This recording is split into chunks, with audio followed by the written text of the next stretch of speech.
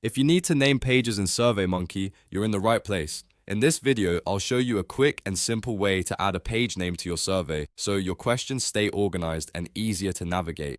This is especially helpful if you're building longer surveys, separating sections, or making your survey look more professional. And if this tutorial helps, go ahead and hit that like button and subscribe for more step-by-step software guides. Alright, let's jump in. First, go to SurveyMonkey in your browser and open your account. Once you're on the SurveyMonkey homepage, click on Survey to get into your survey workspace. This is where you'll be able to edit the structure of your form and add new content where needed. Now, open the survey where you want to add the page name. Scroll to the page that you want to label. At the top of that page, you'll see a plus icon. Click that plus icon to add new content to the page. This is the starting point for inserting your page name. After that, choose text from the available options. Selecting text will let you add a custom label instead of a question, which is exactly what you want when naming a page. This gives you a clean way to display section titles like personal details, contact information, or feedback section.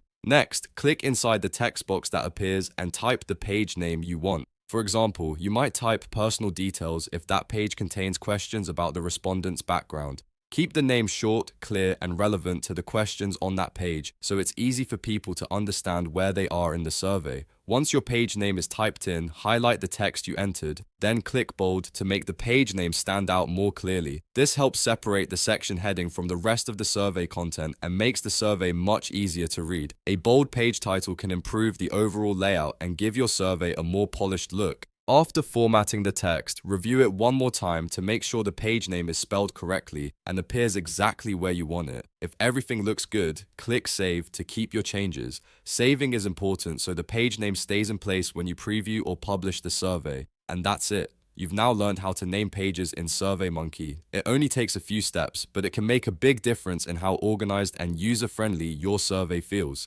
If you found this helpful, please like the video, subscribe to the channel, and turn on notifications so you don't miss the next tutorial. Thanks for watching, and I'll see you in the next one.